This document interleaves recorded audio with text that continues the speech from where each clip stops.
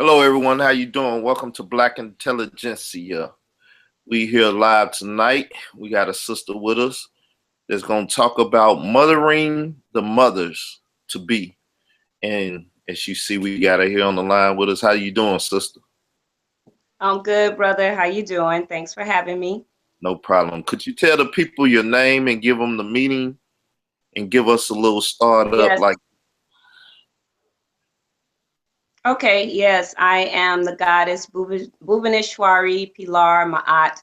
And Bhuvaneshswari is just a name from it's ancient Hindu, which if we research it, we look back and we find that it's actually two. And Bhuvaneshwari actually means the like the divine mother. It's like, that energy of the mother she's just mother, all energies. It says that all other energies actually bounce off of this energy of the divine mother. And then the other part of my name, Pilar, or if you're from Birmingham, Alabama, everybody know me from Birmingham, call me Pilar. And Pilar is actually a French name. And I got it when I was born. That's what my auntie blessed me with because she was reading a French novel. But it actually means pretty lady and also strength. And then Ma'at. Ma'at is ancient Kemetic name, and that name was bestowed upon me by Brother Asherah Kwesi in 1989, and it was actually blessed by Dr. Ben Yakinen. So they actually talked about it together, and they said, yes, this is the name for her. Blessed me with that name. So I'm Bhuvaneshswari Pilar Ma'at. And I've been dealing with birth and healing for 26, 27 years now. Anything dealing with birth, anything dealing with reproduction, anything dealing with mother and children, I've been dealing with it for 26, 27 years now. And I have 7 children of my own. I also am a metaphysical minister, and I do healings, not just around birth, but I also do energy healings and working with people to change their life. My company is called Birth Mama. And I say I assist people in creating a beautiful lifestyle / reality. And that's what I do. Okay, let's start the interview off like this. Let's deal with being a mother yourself and birthing your Uh-huh. children, and then bring us through the process of how you taking the time out to raise them up and mother them to be mothers. Okay. So I have 7 children. I'm everybody who knows me know that I've been married twice. I have to 2 amazing men. My first husband, we had 4 beautiful children together, and my first son was actually born natural. I was 21, and everybody told me I couldn't do it natural. But he was born natural down in rural South. I used to go to Grambling State University. I was a part of this organization called the Sons and Daughters of Imhotep. We started it. But anyway, so everybody kept saying it was impossible for me to do. But I did it, and I had this beautiful baby boy with no drugs or anything in the hospital because the midwife in the area, they ran her off. All the OBGYNs ran her off. And when I went for my appointment to see her, she had a sign on her door saying that all the OBGYNs ran her out of town and she was an hour away. So anyway, I had this beautiful baby boy, 8 pounds, 2 ounces, just me and my husband at the time and nurses. And everything went wonderful. It was perfect. And I also breastfed, which I was told it was crazy. That was nasty. Why would you do that? Breasts are for men, they're not for babies. But I did it, and I breastfed for 18 months. So that was, my first introduction with birth and breastfeeding. And I thought it was easy. For me, it was easy because everybody said birth was going to be horrible and hard and it was going to hurt, but it didn't hurt worse than having a migraine headache. That's what I compared it to. Migraine headache, you can't do that for 3 days. You don't want light, you don't want anything, but I was able to handle birth. You get a break and it was all good. And so that's my one and only son that I gave birth to. And then I had 6 wonderful, beautiful daughters after that. I call them my aunt's beautiful daughters. And they were all natural, all born at home. In the process of me birthing my 6 daughters, I also worked with 2 wonderful midwives, one from Jamaica and one from Ghana. And they took me under their wings and they taught me so much. And then I had a beautiful elder sister from Belize who was a chiropractor, midwife, all of that. So the whole time I'm pregnant with all, the 6 girls, I worked with these amazing elders who took me under their wings and taught me things that, I would never get anywhere else. So the last 3 girls were born at home in water. And I had my 3rd daughter actually at home unassisted, just me, my husband. My mom flew in from Birmingham. His mom came from another part of California trying to take me to the hospital, and his sister and our other 2 children that were there. And we had this big 9-pound, 4-ounce baby at home, unassisted, no problem. So, and I grew that big baby as I was a vegan. I ate no meat, anything. I probably had like 5 avocados a day. But she came out 9 pounds, 4 ounces, almost 22 inches long. And right now she's tall and lean and slim. She's about 5'10", and she probably weighed 111, but all her weight went to the height. But yeah, so I mean, that's what I do. I guess I would say my preparation for all of that, being a young girl, was my grandmother. My grandmother down in Birmingham, Alabama, when I was 10, I had a cousin who was 16 who actually got pregnant. And my grandmother said, all of you will know how to take care of a baby. So at 10, she taught me everything. She taught me, I mean, it was nothing that I didn't know by the time that baby got there. I had to babysit the baby while my cousin went to school. I had to do all kind of stuff. And then people in the neighborhood we lived in the projects. I grew up in the projects of Birmingham. Anybody from Birmingham listening, y'all know what I'm talking about, the brickyard. So I grew up in the brickyard. And so there was a lot of teenage pregnancy in the brickyard. And people would pay me $2 to watch their child, while they went to a party, whatever. I'm 10 and I'm watching babies and, taking care of babies, changing babies, and couldn't get them to breastfeed at the time, but, making bottles and doing what to do. Trusted me, so I was on to something, I guess. And but that was the only preparation I had. Anything else just came from intuition, of me wanting to have the baby natural. I just always felt, as soon as I got pregnant, that that's what I needed to do, that's what I wanted to do, and that's what I've always done. So I don't know any other way to have a baby. I couldn't go to a hospital if I wanted to. So from the birth of your first son, your only son, your first child, Yes. your only son, and the birth of the other 6 of his siblings, what did you teach him, and what have you taught the mothers to be in your household? Okay, so let's start with my son first. So he was born first. So his introduction to birth after he was 2 years old, when he was 2 years old, I mean, was him watching me have my first home birth with his sister. When he was 2, I had my second child. So he was there from the beginning to the end. He never turned away. He never, got scared. Nobody ever sent him upstairs. His dad and I were very, set on making sure that he got to see that this is the birth process and this is how it goes. So he has witnessed all 6 of his sisters' births, and also his niece birth, because my oldest daughter, the one who he first saw, she had her baby at home in water in my hands. I caught the baby. And so he saw that birth also. And his sister was very comfortable with him being there. And it was no problem. It was a family affair. Whenever anybody give birth around here, it's a family affair.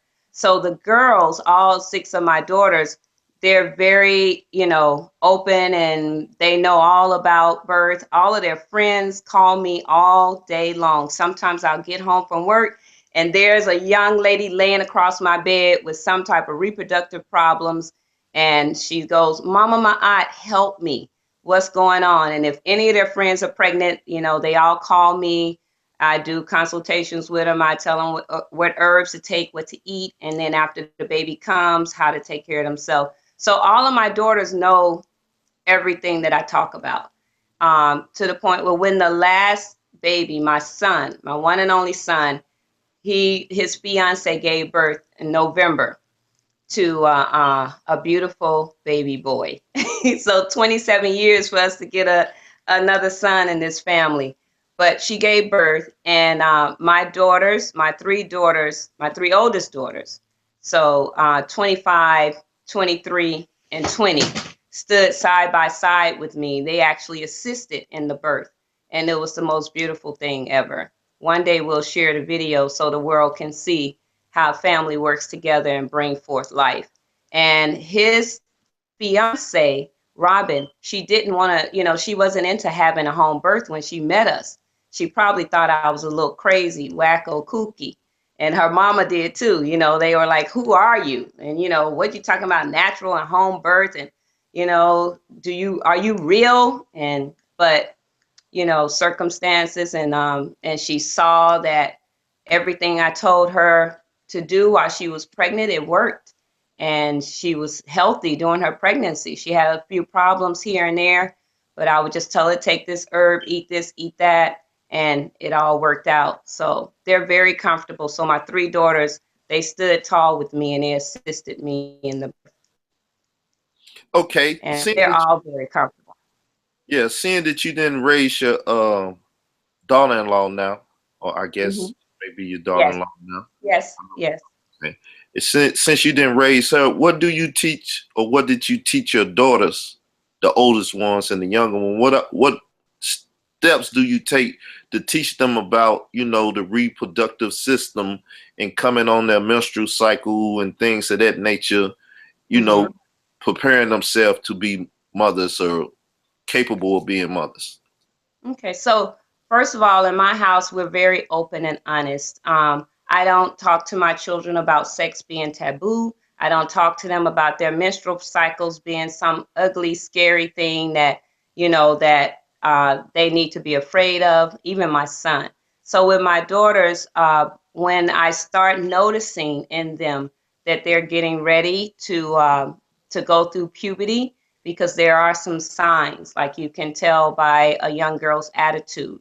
You can also, the physical signs, of course, breasts start to form, you get hair in different places, but also you could tell by their attitude. And when the attitude starts to come, I call it, it's really just the hormones starting to shift and move. And we also talk about, like, with the babies, with little baby girls, all of the eggs that they're going to have in their life, they're actually in their ovaries when they're born. So we talk about that too. And then also with little baby girls, they also have, sometimes when they're born, they have a period. So they'll have a little blood sometimes, little baby girls, when they're born. And sometimes they'll have like a milky colored discharge to let you know that they're born with all their eggs and all the hormones and everything are already there working. So we talk about that, and then I actually explain to them about the menstrual cycle. I explain to them why they have it, how it starts, and how to take care of themselves during their menstrual cycles, what foods to eat. Don't drink anything cold. Don't eat cold foods. When you're on your menstrual cycle, the womb, just like the kidneys, which the kidneys control the reproductive organs, the womb, the uterus. So I tell them the womb, the kidneys, all of those organs, they like warm things, warm foods. So I tell them what to eat. I tell them how to, how to behave. Actually, it used to be a time when, as women, we didn't work so hard. So when you were on your menstrual cycle, you got to rest. That's why in a lot of religions today, when a woman is on her menstrual cycle, she's forgiven for fasting, for she doesn't have to do all the prayers. She's supposed to be a time when you sit and reflect and rest. But, this society doesn't support that. But I do talk to my daughters about that because it is the right way to be and to do. So, and most of them, they know they'll just take the time anyway. I don't want to do nothing. I'm laying down right now. I'm on my period. So we'll all say that. But yeah, so that's what I teach them, and that's what I talk to them about as far as their menstrual cycles. Okay. So what else do a young lady need to know about, her first experience with sex? Seeing that it's I'm not a woman, so I don't know how it is for y'all. Seeing that it's an experience that, is new to them and stuff, you know, how do Okay, you go first, about explaining it? yeah, and first I want to say that with my daughters, they'll tell you, even my granddaughter, we talk about the vagina, that region being a sacred space. And I explain to them on a whole different level, because everything that they see in the world today, everything is sexualized. And remember, religion and society has made sex basically a taboo thing. So you people talk like, ooh, what's that? No, don't do it. But for my daughters, I open, very open with them, and I tell them this is your sacred space. The person that you let enter this, you better be sure that you care about that person and that they care about you the same. Because, at any given time, you could actually conceive a baby once you go through puberty, And so if you don't think you can be with this person for 18 years or more, people say 18 years, I say more. If you don't think you can be with this person, if this is not the person for you, if this person is not vibrating on a higher spiritual level, if this person don't know God, do you really want this person to be a part of your sacred space? Because that's what it is. And so I can say, knock on wood, give thanks to God that all six of my daughters thus far, they still carry that and they still believe in that being a sacred space. But now, if I was talking to someone who maybe their mom didn't give those teachings when they were a little girl, then I would just tell them, I would say to them the same thing. And I will also say to them, protect that area. That area is not to be played with as far as washing, even washing it. We use a lot of creams and sprays and lotions and all this different stuff trying to make it smell good. You don't have to do all of that. It's supposed to have a natural smell to it, and it's not supposed to smell like roses.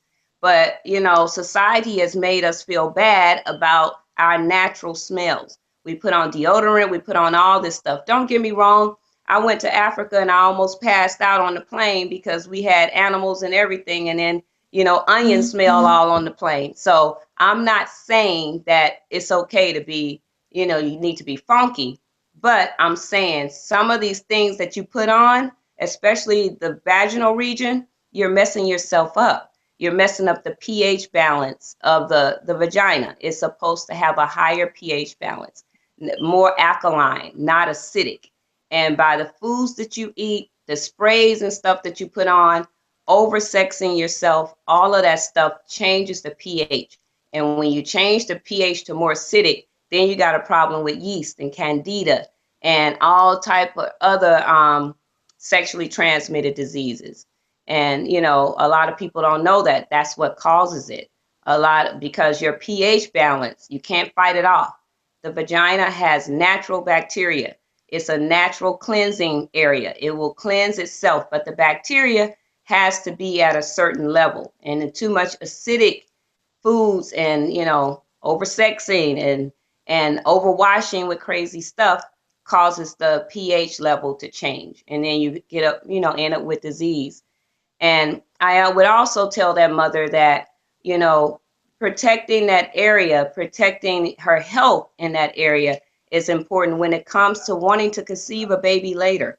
Because I have so many women on a daily basis calling me saying, hey, I'm messed up. They said that I have what's called pelvic inflammatory disease. I got like webs in my uterus. I got webs in my fallopian tubes. So my eggs can't get through. I can't conceive. What can I do? And the first thing I ask them, say, did you have chlamydia? Did you have gonorrhea? Have you had this? And they'll say yes, but I didn't know I had it for a while. Well, when you don't take care of that area, that's what happens, and you get it and you don't cleanse it, you don't heal it, and it sets up like like webs, literally like spider webs inside of the uterus and the fallopian tubes. So your eggs can't get through. Yeah, so then the womb become what we call toxic. So that's what I would tell a mother, you have to, you have to be clean, but not with all the sprays and the lotions and the soaps. It's a very delicate area, and the balance has to be good. And then I would tell them, make sure you eat lots of leafy greens. The leafy greens is what helps the pH in the vagina to be more alkaline. When you eat a lot of starches and a lot of sweets, that kills it, and the yeast grow crazy, crazy. So I talk to my daughters about that. I heal their friends when they come lay on my bed. And I teach them when they come lay on my bed. Not only do I heal them, but I also talk to them about, so things so they don't have these problems again. Okay, so now we done worked up to preparing yourself to, reproduce and what to look for when your sacred Right. place and who you should give it to, and Your sacred how space. yeah. Sacred space, yes. So now give us your understanding and knowledge of, first trimester of, baby forming in the womb and so on and so forth. But how do you take the women into, okay, you lost your period, you're pregnant, Okay, first I got to go back just a little bit because I want to make sure I say this statement for women and for men. Know this too. Whatever you do 6 months before you conceive a baby will affect your baby. 6 months, whatever you eat, whatever you drink, whatever happens, whatever you do to somebody else, all of that will go into the personality, the brain development, the spine development of your baby that you decide to grow. So 6 months before, that means you need to do some type of cleansing process. 6 months, at least 6 months. Some people do a year, but at least 6 months before you actually conceive a baby. For the men, you need to do some type of cleansing too, because a lot of miscarriages are caused because of the sperm not being strong enough. But they don't talk about that. Usually when you have a miscarriage, meaning you lost the baby naturally, all of a sudden you were pregnant and the baby just was expelled, start bleeding and the baby comes out. That happens most of the time. When it happens, I know, make you shiver, huh? When it happens, the woman is the one who gets the blame. And they look at her and they say, what's wrong with you? How can't you hold a baby? But over 50% of those miscarriages are caused by malfunctioning sperm. So it's imperative that the men that you choose to conceive with. Can you see me? Can you still hear me? you're good. I'm good. Okay. So the men that you choose to have a baby with, you have to be very careful who you conceive with, who you mate with. I like to tell my daughters, be careful who you mate with. And, and almost demand that, do demand that he does some type of cleansing process himself to get his sperm strong too. Okay. So then once that happens and, okay, you conceive the baby, remember that the first part of the pregnancy, you don't even know that you're pregnant. And that's the part where a lot of the spinal cord and the brain starts to be formed. So a lot of women will say to me, oh, I used to drink, but I stopped, or I used to smoke, but I stopped. I'm about to make some people mad now because I'm about to tell them that I don't support marijuana smoking when you're pregnant. I never have. The 27 years I've been doing this, all my elders I ever consulted with, all of the wise women that taught me, none of us support anything that alters the brain while you are pregnant, because you are building delicate brain cells in a new baby, and marijuana alters your brain. So, we don't support that. I know some midwives do. I really, I just have to be honest with you. It's just not the way to go when you're talking about the delicate building of a baby's brain. So the first part of the first trimester, most people don't even know they're pregnant. And so they're doing all these different things. That's why it's 6 months before. You make a conscious, they call it conscious conception. So consciously, you take care of yourself 6 months before you conceive. You're not doing all that stuff that you used to do before. So you have a clean diet, you have a clean heart, you have a clean mind. And then that baby will begin to grow. And by the time you find out you're pregnant, you won't be sitting there worried. Did I take something that could have messed my baby up? You know, is it going to be okay? But, you know, the human spirit, we survive everything. You know, we have crack babies. So we sometimes, if it's ordained by God to be, then it will be. But, you know, not without fault, though. You know, that child is going to have some problems. So you want to prevent that too. And then, so the first trimester, you're talking about the first 3 months of pregnancy. I talk to the women about what they're eating. I talk to them about, you know, the spiritual aspects of the first 3 months, especially those who are throwing up their guts and they just can't seem to get it together. And they say, why am I throwing up? Well, my elders have always taught me that the throwing up just means that your body spiritually, I'm not talking about physiologically, spiritually, it means that your body is trying to decide if it wants to keep the baby. Spiritually, your spirit is trying to decide if it wants to keep the baby. Now, if you're talking about, you know, the physiological things that's going on when they're throwing up, then we get into the hormone progesterone. Progesterone comes in, it comes in strong, and it comes in and protects the baby because your body believes that the baby is a foreign object at first. And so the body wants to expel it.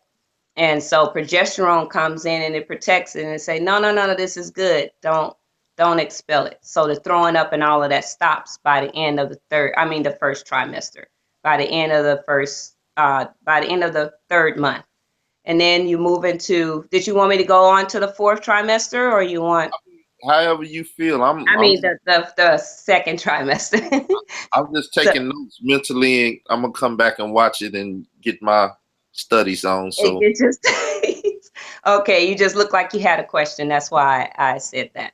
Okay, so because sometimes your face changed, so and at one point you were shivering. So anyway, so then we move to the second trimester. The second trimester is pretty easy on the mother. The second trimester, you know, that's when the body has adjusted to this so-called foreign object in it and is able to accept it. So the mom is like calm, she's calmer, she's happier, she's glowing. That's when people say, wow, you're pregnant, you're glowing.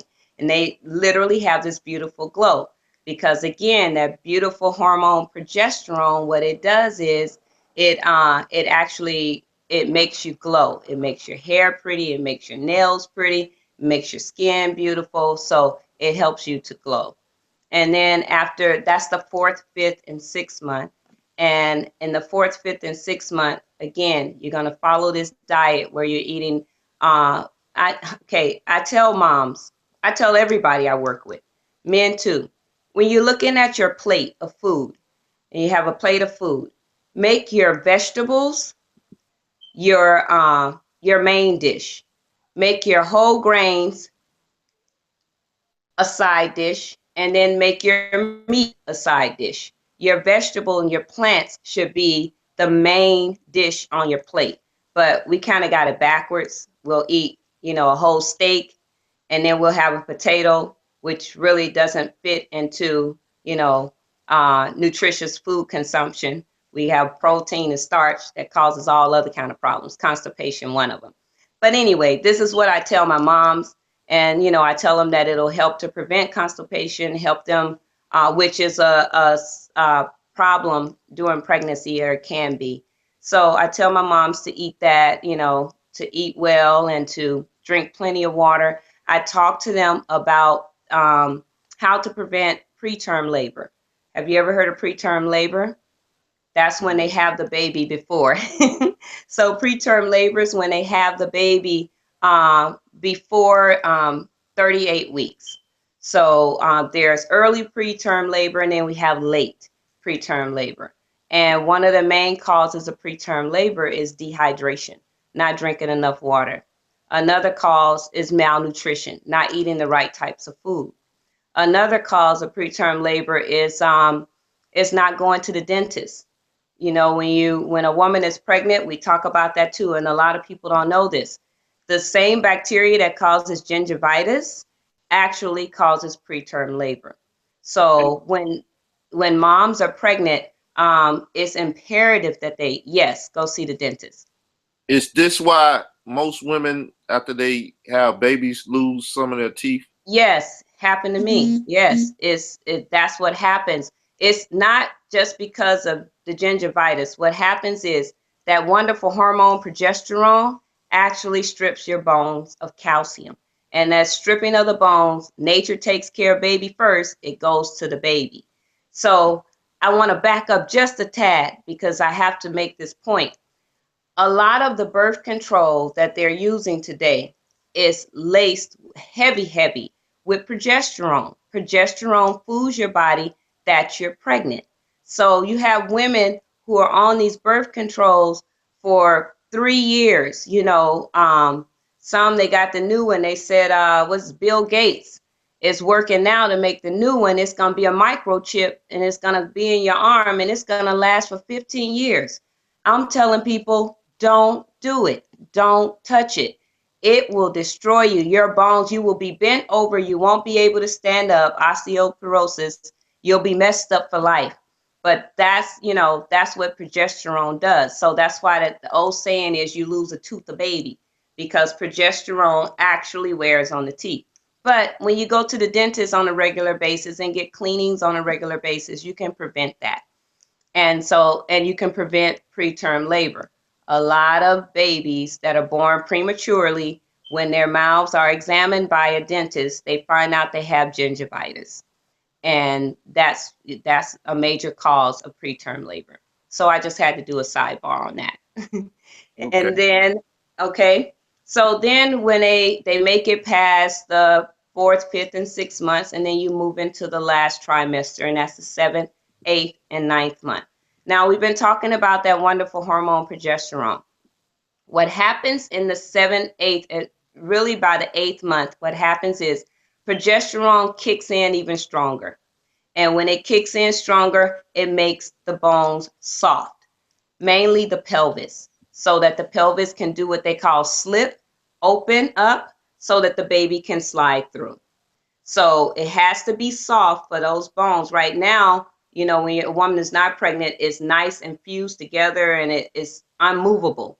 But once the progesterone comes in, it gets soft and that pelvis slips and opens up, and then the baby slides through easily. Okay. So progesterone, again, is secreted in high numbers. And that's what happens in the last trimester. And the baby at this point is fully developed. I want to talk a little bit about something very special that goes along with the baby called the placenta. The placenta is the only organ that grows when you're pregnant. We're born with all the organs we're going to have, but women can grow another organ when they're pregnant, and it's called the placenta. And the placenta, when you look at it after the baby comes and we lay it out, midwives, we like to lay it out so we can look at it. We call it the tree of life, because all of your ancestors, all of the people that came before you, all your family members, all of them, you can see the roots. It looks like the roots of a tree, and then just a huge tree, the placenta. So it's a serious organ that grows. It shouldn't be handled lightly. I work with the placenta after the baby is born, and we'll talk a little bit more about that on what we do with that. But for people who don't know, the placenta is the organ that actually is attached to the umbilical cord, and it actually nourishes the baby. It takes blood and nutrients from the uterus that it's attached to, and it goes through the umbilical cord to the baby, what we call the navel. It goes through there, and that's what grows the baby. So back to when I told you I don't tell my daughters that the period is something nasty. How can it be when that's what's nourishing human life? That's what makes us human. When we're inside, that's how we get our nourishment.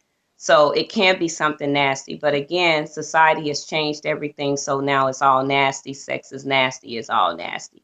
But it's not. That's not what we teach, right? So after the 3rd trimester, then the mom is getting ready to have the baby and go into labor. Okay.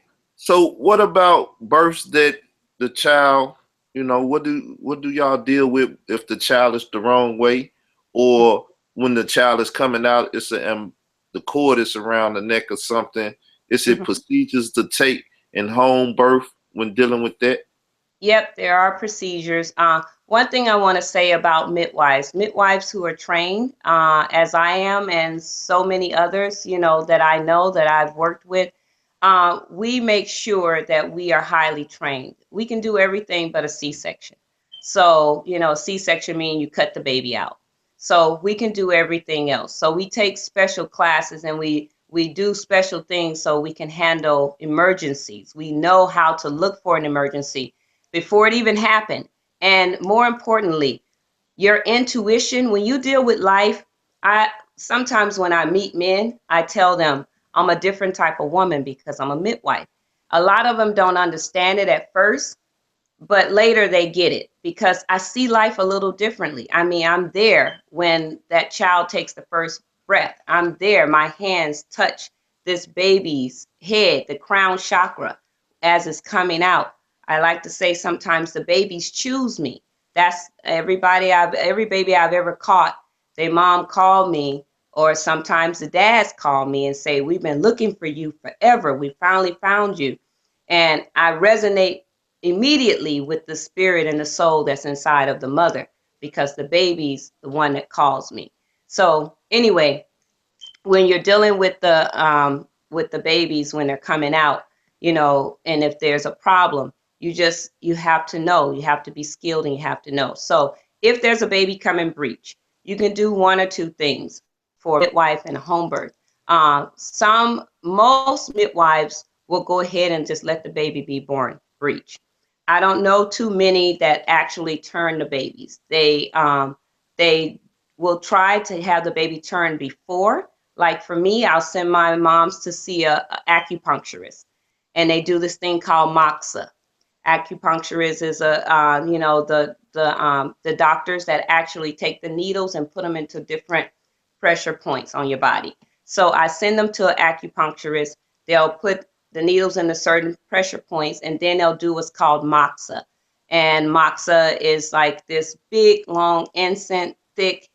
Sometimes they're smaller. I actually have some here. I wish I could grab it, but it's kind of on the other side of the room. But the moxas actually help to turn the baby. Just the smoke from the incense is medicine. So it goes into the pressure point and it helps the baby to turn. And then I'll tell the moms to go swimming and go do a headstand while she's swimming. All these things will help turn it. And then if that doesn't work, we can also, as midwives, we're skilled in actually manipulating and turning the babies while the baby is still in the womb. And in an emergency situation, if we have to, we can do it at home, when the baby's coming to. But breech births are okay. They could be a little scary for mom and for those who are witnessing, but for a skilled midwife, you just do what you have to do. And then for as far as the babies that are born with the cord around the neck, again, skilled midwife knows, you check to see. Some babies can be born with cords around the neck. Sometimes it's very loose. You take it off the neck and you lift it over the head. Sometimes it's too tight. You have to clip and cut right at the moment. You clamp them. You have to clamp the cords and then you cut right at the moment. So whatever needs to be done, we handle it. And you can't be a wimp and be a midwife. You have some scary moments. Some touchy moments. But remember, it's like you're teetering on that line of this baby that was inside the womb now coming into this plane, to this space and time. So it's always high energy around birth, whether there's an emergency or not. It's this spiritual energy that is hard for those who don't do this type of work to explain, for you to understand. But it's the highest. I can say I've never been high before. I've never smoked marijuana or anything before. I've had alcohol before, way younger, when I was like 16 or whatever, but I've never been high before. But I would say I think I know what it feels like, because that's what it feels like when you're there, and the adrenaline and the feeling, the spiritual energy of new life, a baby coming through. And you know that you're the one that's managing it. Mom is the one giving birth. You're assisting her. I never say I delivered a baby. I say I catch babies. Okay. So now, what would be the difference of being upright or being, in the water? Good What's the difference question. between that? I call it on dry land and in water. So I've had them both ways. So being on dry land or having the baby, it's it's a beautiful experience. You have to help the mom sometimes to breathe through it so that she doesn't tear. The tearing sometimes, not all the times, can happen a little bit more often when they're not in the water. But if they're in a squatting position, or if they're in a position that helps to support the gravity of the baby coming down, that helps to prevent tearing too. So for me personally, the best thing about the water, that was better than me having a baby on dry land, was the fact that, like, say you went out and ran a mile, and you haven't ran a mile in, like, I don't know if you work out, but you've never done it before. And then, the next day you wake up and you're sore, you can barely get out the bed. The first thing you want to do is go soak in some Epsom salt, right? So when a mother is going through labor and your whole body is hurting, everything, no matter what you do, your eyebrows, your eyelashes, at certain point, everything on your body feels like it's hurting. That water is soothing, warm water. You just go and you just get it, and it's like, I feel good now. This is it. So that's the difference. The water is like, it helps you to relax. When you relax, your muscles open. Remember the uterus, all of the pelvic floor, meaning the vagina, the space between the vagina and the anus, the perineum, all of that, the labius, all of those are muscles. So when you're relaxed, all of that slowly opens with no problem, with no tearing, with no restrictions. It just slowly opens. And the beautiful muscles just open like a lotus flower, we say, with no problems. And the water actually helps to prevent tearing. It helps to prevent tearing, and it's hydrating. They have a lot of studies and stuff trying to say, oh, the baby's going to take a breath, and it's dangerous, but it's actually not. The babies only take a breath when the temperature changes, or when the environment changes. I've watched so many babies come out in water, and they actually just do the same movements that they did in the womb, because it hasn't registered in their mind yet that they're out. They think they're still in the womb. So they do the same movements, and then when you pick them up out of the water, they actually take their breath. And it's a fact that newborns have a special reflex that will stop them from breathing if they're thrown into water until they're 6 months. Once they get 6 months, the fear sets in and they lose that reflex.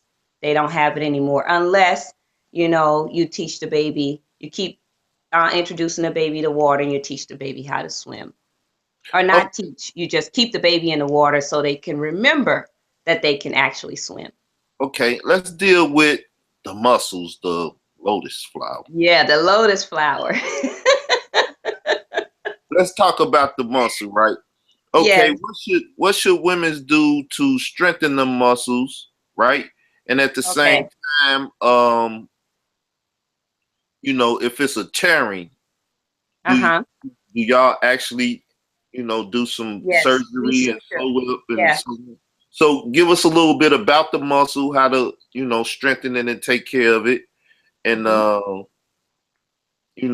in case of tearing, what a sister should do for us trying to bring that back to, proper Hmm. standing. Okay. So as far as strengthening the muscle, PSA announcement. I have to say this. I'm so happy you brought this up, because I've been cringing for the last few years on this whole big thing about everybody wants to use the yoni egg.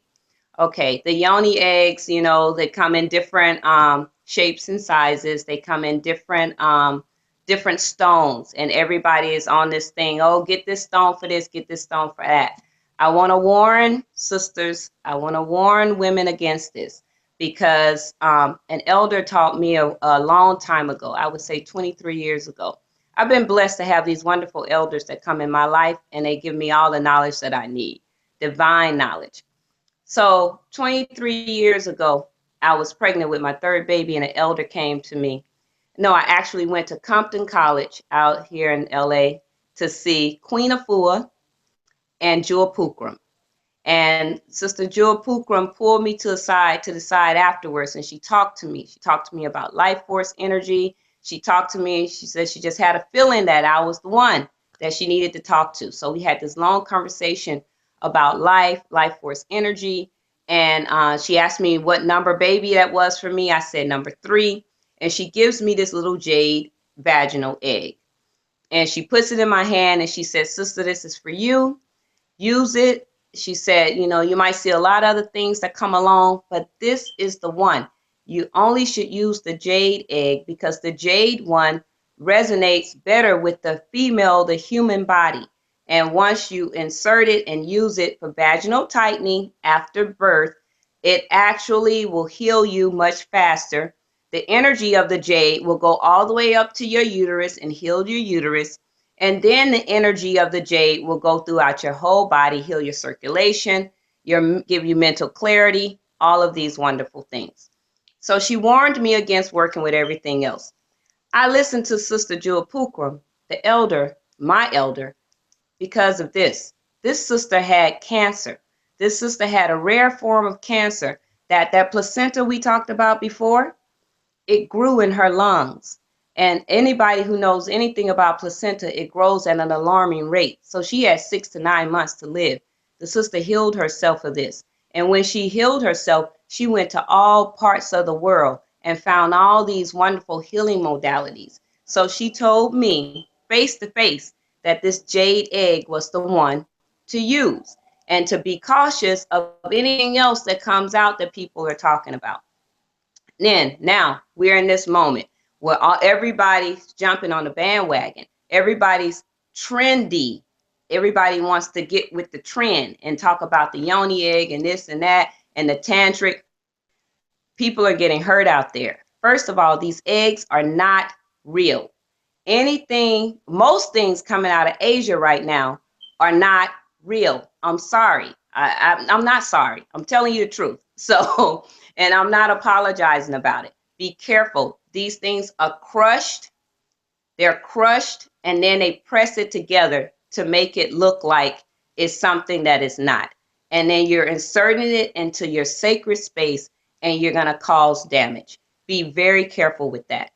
If you don't want to use a vaginal egg, you just want to tighten your muscles, get in a squat like they used to do in the old days. Get in a squat and squeeze your muscles while you're in the squat. That's the fastest way to tighten your vaginal muscles. You don't need to use all of this new stuff they got, all of this, what they calling the little things, pearls or something people putting in and got all these problems. You don't need to do all of that. That's just causing problems with you. Be careful with the vaginal steams. You don't know the herbs that these people are using in their vaginal steams. Be very careful. I'm just saying the space is sacred.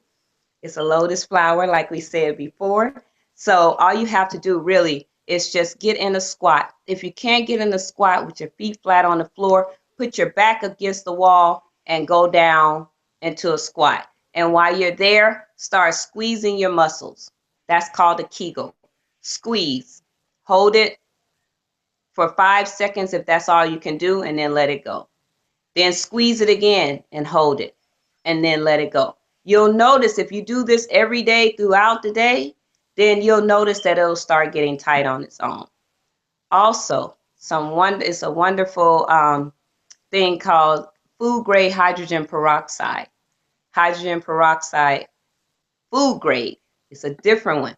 I gave it to a friend of mine, and the brother swears up and down that I gave him something toxic that is not good for him, but it's actually good for you. And it actually works on the vaginal muscles because it helps to tighten. It's just pure oxygen that's going in. So it helps to tighten the muscles. It helps to keep them nice and pliable the way that they should be. So that's what I would suggest. And if you're going to use a vaginal egg, only use the jade egg. Make sure you get it from somebody that you know is pure jade. There's a few companies online that's been there for years. I would research the companies, and those are the only ones that I personally would recommend, that my elder recommended to me, and that has worked for me. I have 7 children, and I don't pee on myself. So, some women, they have 1 and 2 and they sneeze and they urinate on themselves. But I have 7 and I don't urinate on myself. So, and I've never had any complaints from any brothers. So the lotus flower works. Okay. Give me 1 sec. I'm trying to deal with this camera. Oh.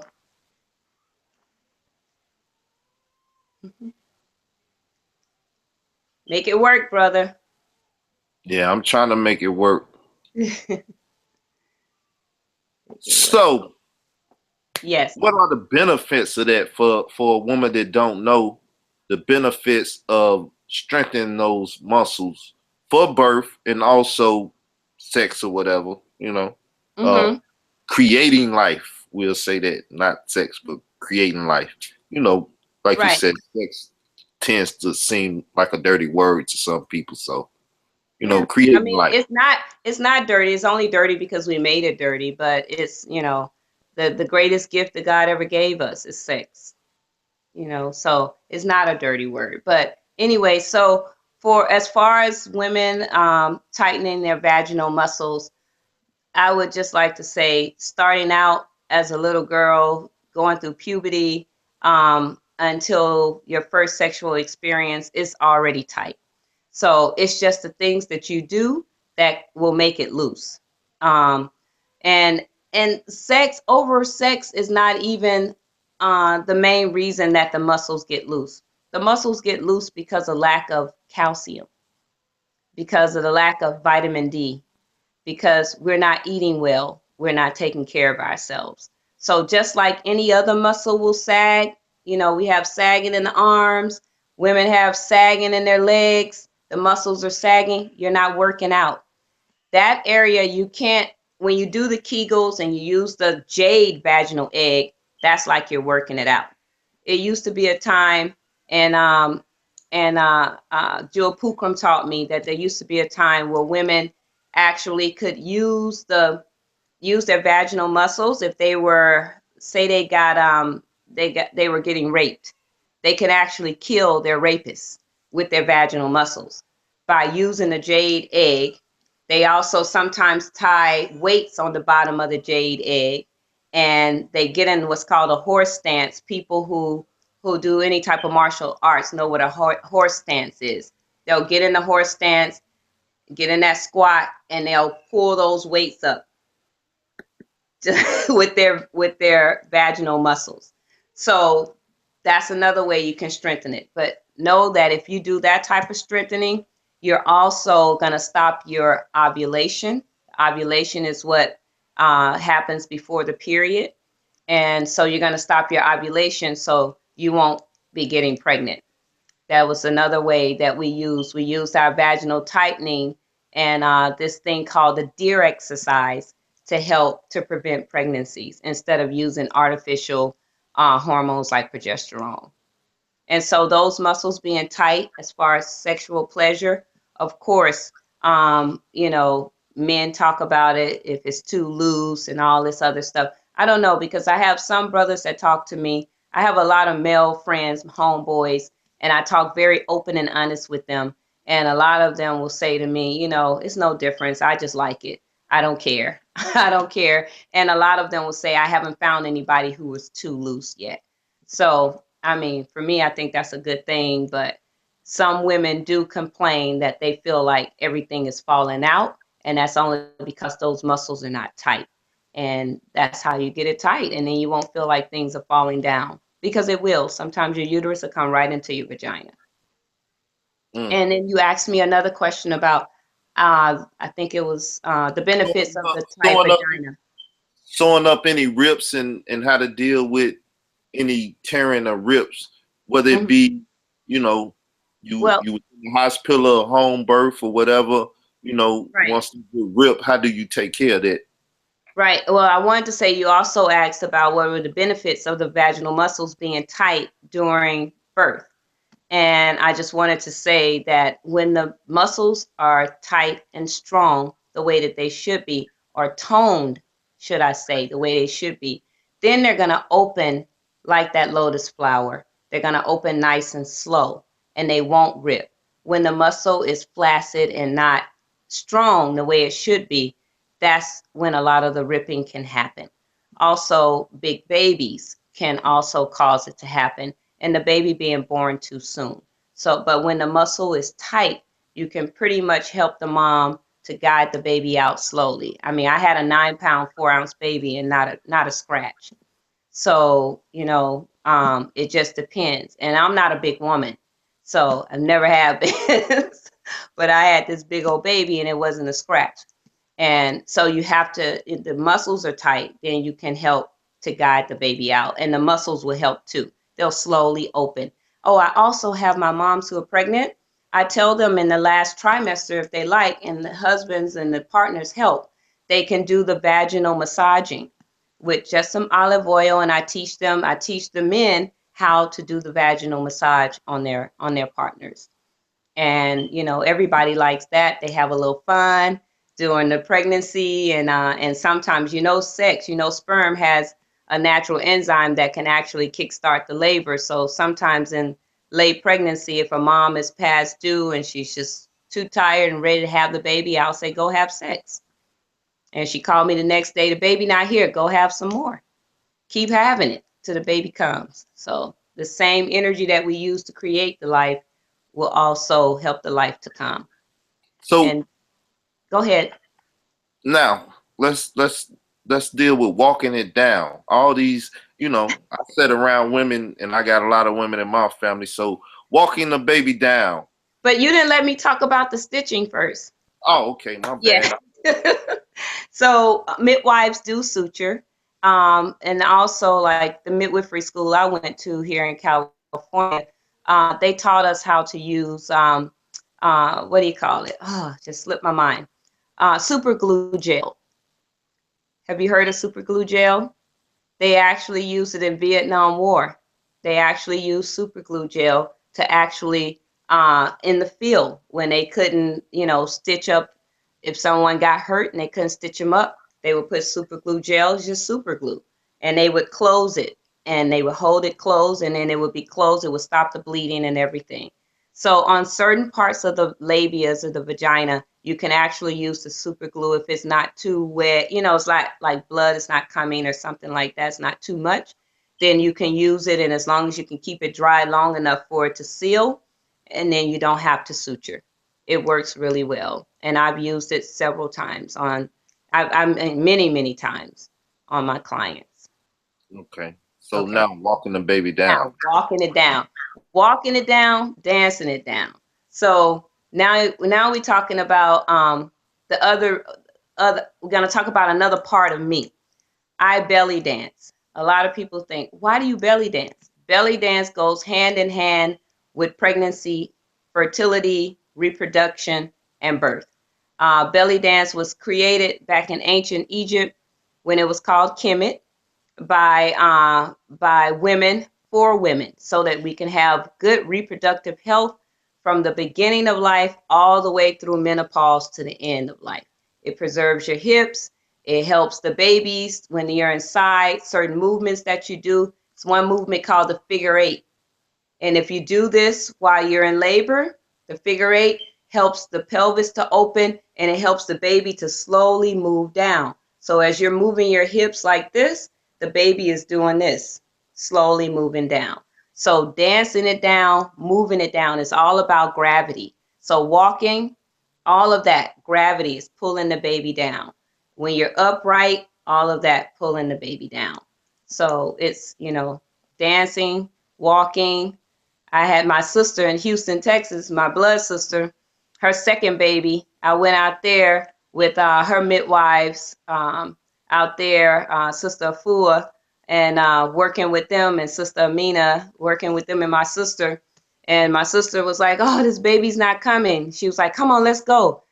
We get in the car, and she was like, "Drive over here," and I drive her to the park, and she gets out and get on the track and start running. She's about 5 centimeters dilated, meaning the cervix is almost open for the halfway open for the baby to come out, and she's jogging. I mean, in a full jog, like I couldn't keep up with her because I was pregnant myself, but but I was like, I'm not doing this. But I watched her for an hour jog around.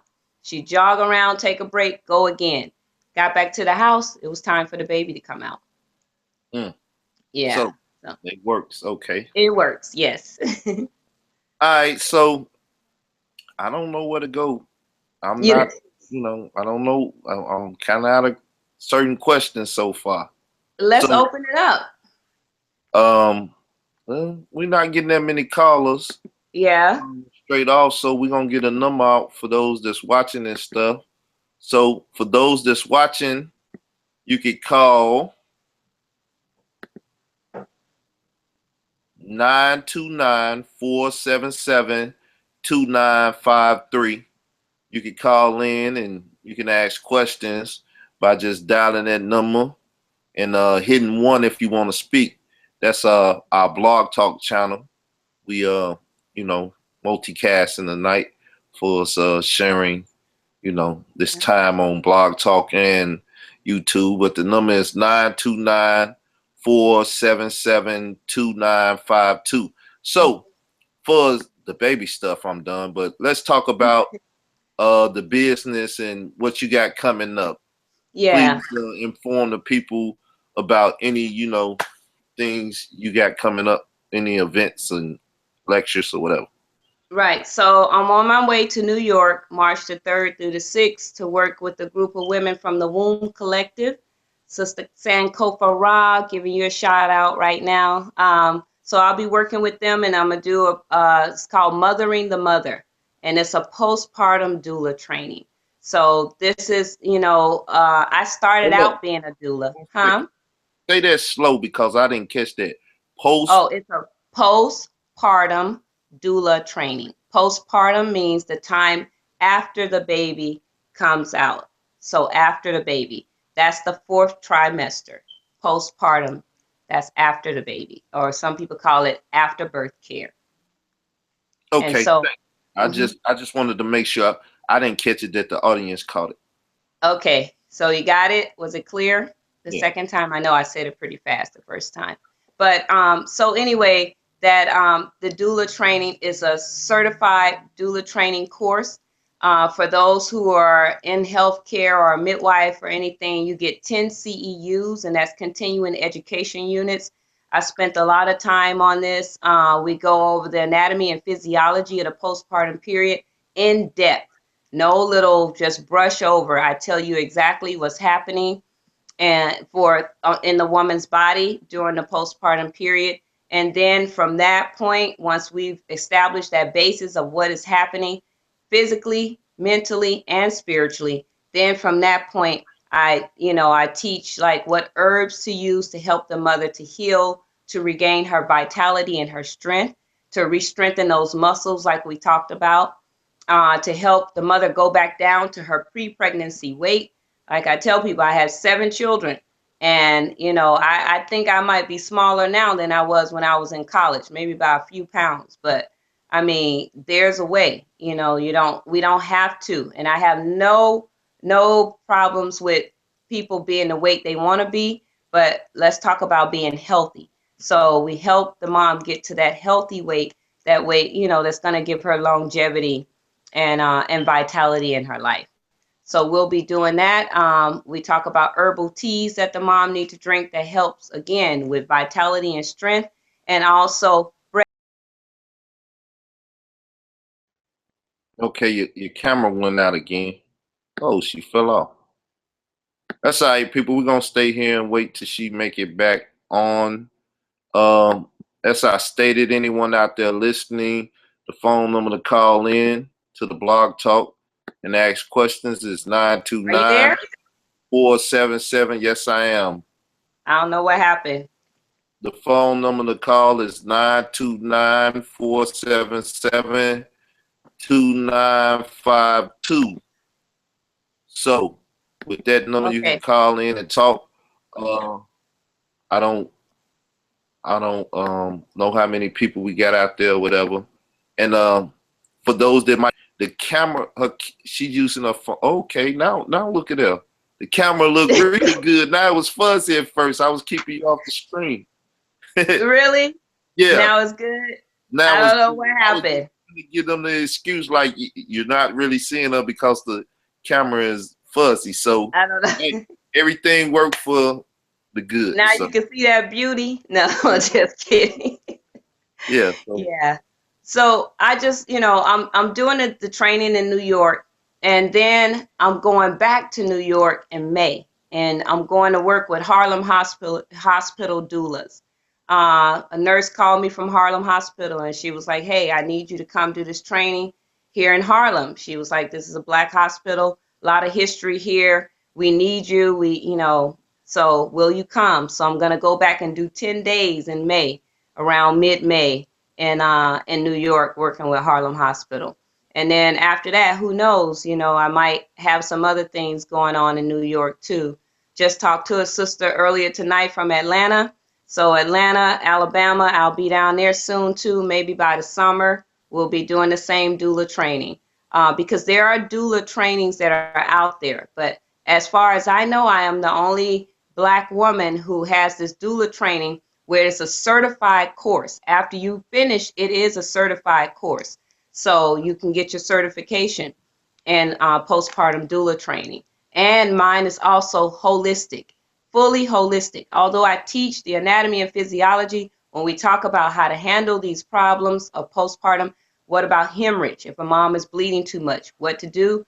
It's all going to be holistic and herbal, and help to really, really address the problem why the mom is having the postpartum hemorrhage. And then it's also a spiritual thing. Everybody who comes and takes my course, they've all said that in some way, shape, or form, it helps them to grow to a different level, because I like to bring in the spiritual aspects of the postpartum period, and just healing. Just whenever you want to take care of another person, you need to first heal yourself. It is a disservice to go and work with somebody when you got too much mess going on yourself. So I teach the women, I allow them the space to heal. They talk about things that happened to them in their births. Also, things that might have happened to them in their life, some traumatic things. A lot of women, more than you know, have been molested.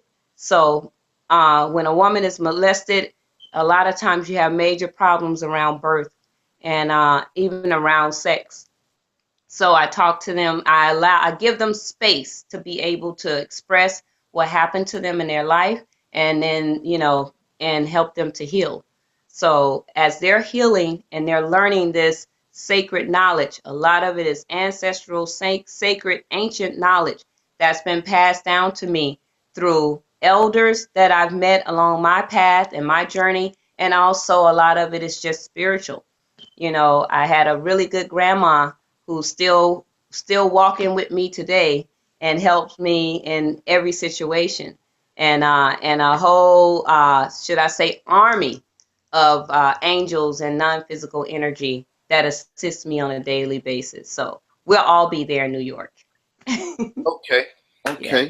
So once again, people, if you would like to call in, the number is 929-477-2952.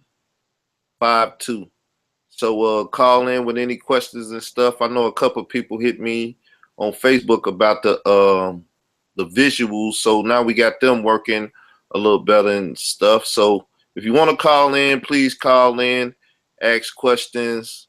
So can I bring up one of my daughters, the one who had the baby, and just it's your show. kind of let her talk to you right quick about how things went for her, some of the things that I taught her, and you know, just the fact that she had a home birth and she was very young. She was like me, 21, first baby, and she did it at home Yeah, in water.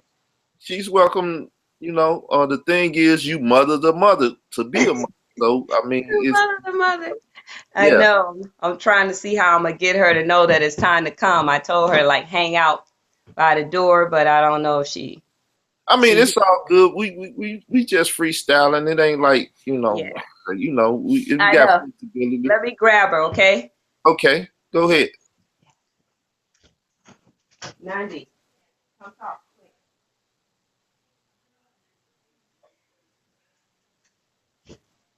Okay, she's coming.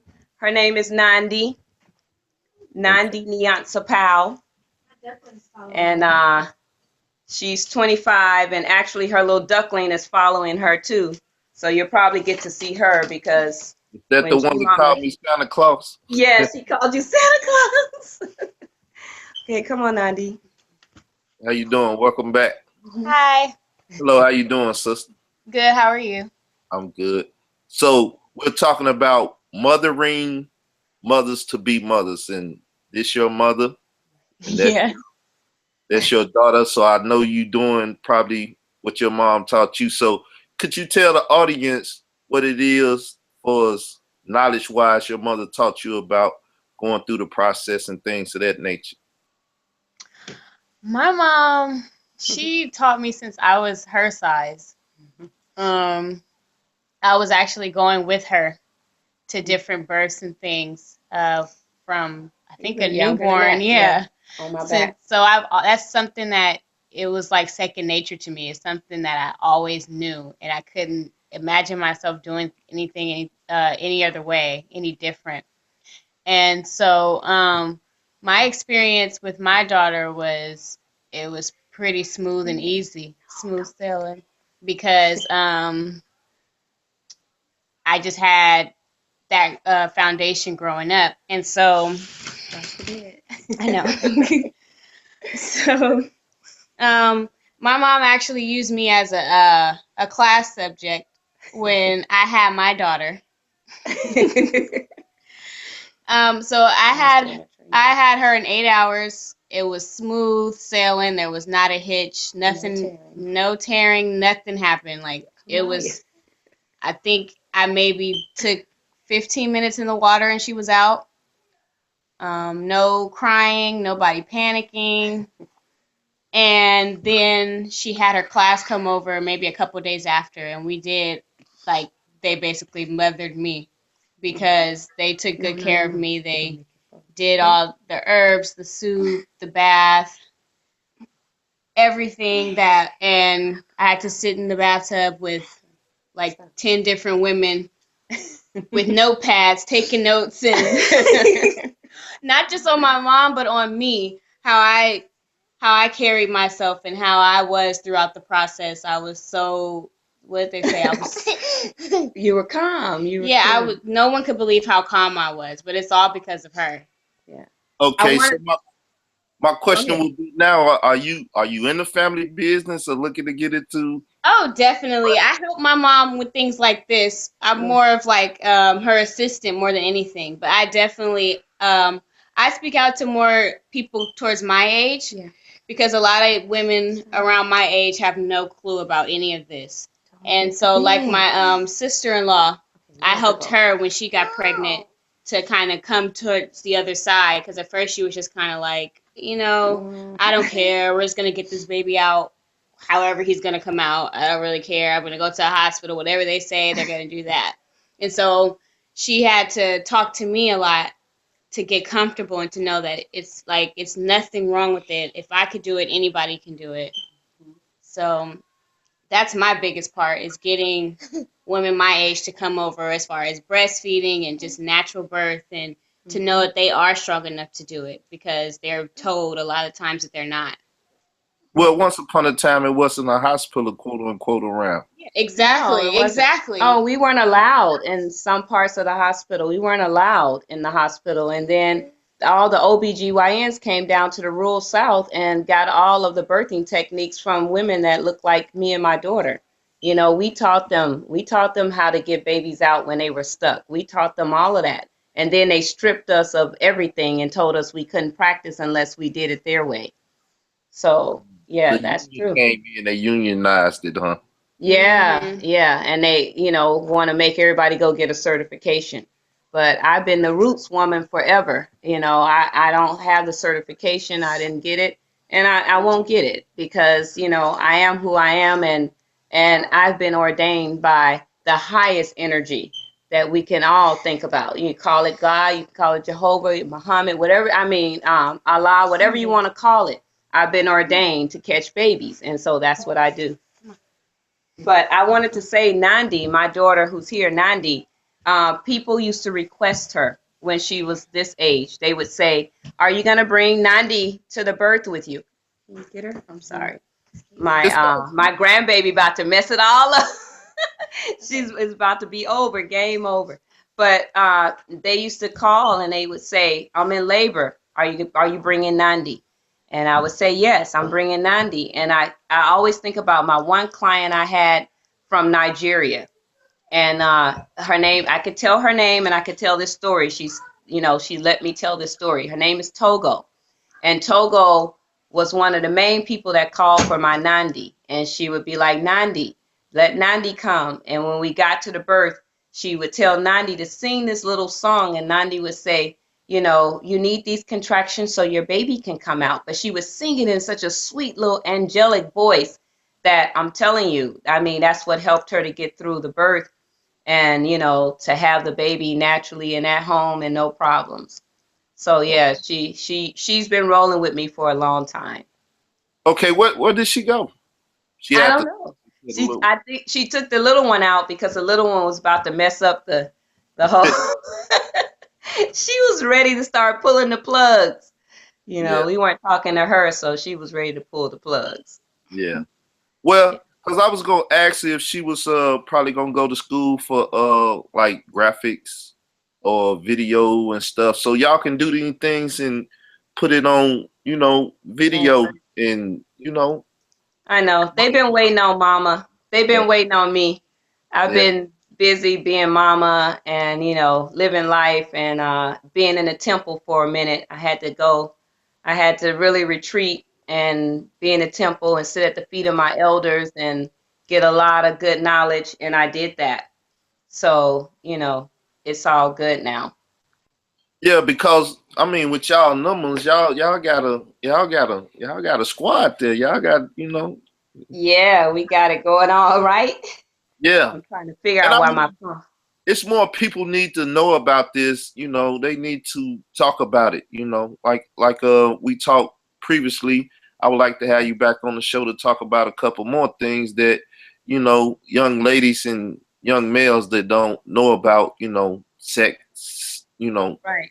I would love to do a sex ed class. A video just on sex ed. I think it's needed in this day and time. And there's a lot of misinformation out there. There's a lot of people like taking things and running with it. And, it's time for me and a really good friend of mine was just talking. It's time for those of us who've been doing this for a really long time to step forward and start teaching the real knowledge, the true knowledge, so that people can stop getting hurt. I'm getting calls from women who've been hurt by a lot of the things that they've heard out there. That's just simply not true. And, people, I say they get minute knowledge and then they go on and they make videos and they open up shop, and you have these women who are desperate that's coming to them and they're getting messed up. And then they come to me like, "I need some help." So, you just have to be careful and don't get caught up in the illusion when things, present itself. Okay. So we've been here for a little while. We got a couple people out there Okay. watching and Anybody stuff. want to talk? I'm gonna plug my thing in. It look like it. But it doesn't seem like anyone is too eager to call in. I don't know if it's my crowd or your crowd, because you put a lot of people in the event. So Yeah, I know. They supposed to be calling in. I don't know either. But, yeah, I would love to do a class on sex education, though. I think that's very important. And it'll be, raw and real. Because, like you and I was talking before, there's a lot of different things that people are doing. And, they don't know if it's good for them or not. And when we talk about those sexually transmitted diseases, a lot of them are happening because of the sexual things that people are doing. So I would like to dig deep, go deep into that and talk about that, and what they need to do to protect themselves without using condoms all the time. Because everybody don't use condoms. They say they do, but they don't. And we don't even know if they're 100% safe and if they prevent things like they say. There are reports out there saying the AIDS virus is smaller than the pores of the condom. So does it protect? We don't know. But I could teach things. I could talk about things that will help them to prevent certain things. And then the spiritual aspect, just the energy that you exchange. Sex is not just sex. A lot of people say that, oh, it's just sex. It's nothing. It's more than just sex. So we could talk about that too. Okay. Say something right quick, I don't know why I'm switching up. Hey, I'm gonna go over here and watch it right quick because I don't know what it's doing. But go ahead and speak. A question I would like to ask is now that the baby is on, the breast and feed stuff and things is coming along, how do you now help keep the child, growing and learning and developing with speech or things of that nature? Okay, so when once the baby is born and baby's on the breast, the first thing that new parents need to know is that if you didn't have anything else, if you didn't have a diaper for the baby, if you don't have clothes for the baby, if you don't have a place to live, none of that matters. The main thing that matters for a newborn baby is love and breast milk. That's it. Even if you didn't have breast milk, say something happened to the mom and she couldn't breastfeed or some medical reason she couldn't breastfeed and you had to give formula. Love is the most important thing that a human child needs for them to grow. All other animals that are born with their brains fully developed. When a baby calf is born, the brain is fully developed. That baby can get up and walk right away. Human babies are born with only 25% of their brain developed. So we can't walk, we can't talk, we can't crawl, we can't do anything. But by mothers and fathers and adults that love them, touching them, hugging them, kissing them, responding to their needs, we have this false sense that you can spoil a human being. Well, my 20-year-old, when I told her that, I said, people think you can spoil a human baby. She was 18 at the time, and she said, well, Mom, that can't be true. That's the only time in a human being's life where people just easily give unconditional love. I don't think it's spoiling. I think that they're just loving. And I said, you're absolutely right. If I can get more people to see this. So when a baby cries, a baby's only crying because they're hungry, they're wet, they want to be picked up, they want you to put them down, meaning they're overstimulated, understimulated. There's some need that the baby needs when the baby cries. That's the only way that they can communicate. So when we don't pick the baby up, then you're talking about brain damaging of the baby. All this stuff, when they had all those doctors talking about let the baby cry it out, leave the baby for 3 nights, and by the 4th night, you won't have any more crying. The baby will sleep through the night. Yeah, the baby sleeps through the night. You know what happens? You prune off certain parts of the baby's brain.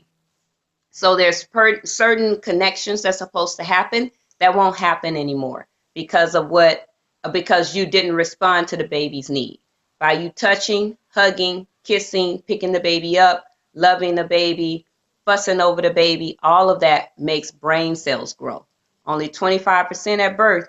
So we got a whole nother 75% that's got to grow. And if you don't touch that baby, if you don't love that baby, if you don't respond to the needs, if you leave the baby and say, oh, it's just fussing for no reason, just leave them there. No, the baby just learns how to give up. That's it. They don't learn how to do anything else. But hugging and kissing and loving and responding to the needs actually builds secure adults. The most secure adults, if you talk to them, most of them had some loving person in their life when they was a baby that responded to their needs when they couldn't take care of themselves. There's an adult who was there that loved them, that hugged them, that kissed them, that told them that they were great. I'm not talking about egotistical people. I'm talking about a secure adult who can move through life, not worried about what anybody thinks about them, not trying to not trying to be better than anybody else, just secure and strong in who and what they are. And we have very few of those people because, 20 years ago or so, all they told you is leave the baby to cry, let the baby cry it out for 3 nights. And now scientists are saying that causes brain damage. Okay. Yeah. So loving the baby is the most important thing. Okay. So let me get this phone number out again. We got a couple more people viewing. 929-477-2952 is the number to call in and talk if you would like to speak to our guest here tonight. We're talking babies. We're talking those who create and make the babies, those who carry the babies and nurture the baby in the womb and stuff. Mothers, mothering mothers to be. And yeah, I also wanted to talk a little bit about go back a little bit and talk about preconception. I had some elders that came to Los Angeles a few years back, maybe 8-9 years back. They're from the Maori people in New Zealand. And in the Maori tribes, the men are actually the mid-husbands. So they're the ones that do the births. They're the ones that catch the babies. So there was a group of these big guys, that came to LA, and they actually spoke on birth and healing and, how to heal yourself and different things. And it was a lot of women in the audience. See, the fertility thing is big these days. There's a lot of women who want to have children who can't have babies. So a lot of times when we go speak, this is like one of the main things that come up. You have women who are in the audience want to know, what can I do? I've tried everything and I can't conceive. So one thing that Papa Joe was his name. He's made his transition since then, but his name is Papa Joe. One thing that he said that some of my other elders had taught me already is that a lot of times when a woman can't conceive, it's because something that's going on mentally. So I wrote this little booklet. It's called The Mind and Womb Connection, saying that what you think, what you feel, how you act, how you be, affects what happens in your womb, in your uterus. It affects the outcome of your pregnancies. It affects even the outcome of your life. It actually can cause you can grow fibroid tumors. You can get cysts on your ovaries, all these things based on how you're living spiritually, mentally, and physically, and how you're thinking. Like your thinking causes these different problems to happen. So I was blessed to sit at his feet and get his knowledge, as I had already done with some of my other elders, the women who had already taught me this sacred knowledge. And so I work with women too, to help them to basically, let all that stuff, shake it off. Like Erykah Badu said, bag lady, we carrying too many bags, carrying too many things that happen to us, and you holding on to too many things. So I help women to let that go. And I do this ceremony that's called uncoiling, where, I have the women to let go of all of the different sexual partners that she's had throughout her life, and to open herself up spiritually for more good energy and things to come in, and to heal her womb. And then also I let women know, when you're not living the life that you know deep inside God is telling you to live, then you can grow all kind of things in your uterus. It doesn't have to be a baby. It is the organ of creation. So in that, you will grow whatever you're thinking. It could be a fibroid tumor, it could be a cyst. Some women are growing fibroids that look like mushrooms. I've seen personally with my own eyes with the client, 2 big grapefruit size that almost look like, have you ever seen a golf ball when you open it up? Yeah, I didn't seen these type of things. Like you said, the sisters that was growing it. I was Mm-hmm. actually at New City YMCA on the north side of Chicago, and I was Mm-hmm. like, "Ooh, she pregnant." And my nephew was like, "Nah, she got something growing in her." Yeah. I was Yeah. like, "Ooh, let me shut up." So Yeah. We create those things. We create them with our thoughts, with our thinking, with the way we move, with the way we eat, with our lifestyles. We create. You can create. You're born as a human, as a woman. You're born with all the eggs that you're going to have. Every month, those eggs travel down. I call it the superhighway, which is the fallopian tube. They travel down that superhighway and settle in the uterus. Either it's fertilized. If it's not fertilized, you expel it with your menstrual period. Well, sometimes in that expelling, before it's expelled, you actually will start to grow some things. And we got the fibroid tumors. We got, that energy has to go somewhere. So we start growing things. And then with all of these birth controls that people are taking with this extra progesterone, you bound to grow something. You're gonna grow something. And then, also they've linked the women getting perms, relaxers to fibroid tumors also. I And know where I want to go. where you want to go? Abortions. Oh, great. Okay. Yeah. I really don't be want to talk about, but We need abortion. to. Well, as the world kind of know, because I talk about it, I don't have to deal with it positive or negatively. Mm-hmm. So it's kind of emotional thing for me. But Mm-hmm. women do it. Some guys take their women to do it. I don't understand. It's craziness, but women do it. So let's talk about that process and how it can harm future births, so on and so forth. I know you know more than me, so I'm gonna sit back and take notes again. Okay, so the first thing that it harms is a woman's spirit, and especially for Black women. We have the highest abortion rate almost in the world. We're next to what is it, China and India right now. With abortions. So, but as far as like the United States, we have the highest abortion rate. A few years back, they found all these babies, they said, in the dumpster behind Planned Parenthood, all these aborted babies. Over 75% of those babies, no, I'm sorry, 90% of those babies could be said were of African American descent or Black babies, period. So the alarm should have been rang a long time ago. We're really in a crisis as far as that is concerned. I was talking to a homeboy of mine, and I was explaining to him, for a woman to lay down on a table and have life ripped from her womb, you have to know that there's some psychological things that's going on with her to begin with. There's some self-esteem issues. There's some issues with just the way she sees herself in the world as a whole, like as being a Black woman, for us to lay down and allow this to happen. And all of this comes from all the psychological damage that happened to us during slavery. I mean, there's no other way to put it. I mean, we were not a people that would just sit there and allow for somebody to rip a baby out of our womb. That's basically what's happening when you lay up on that table.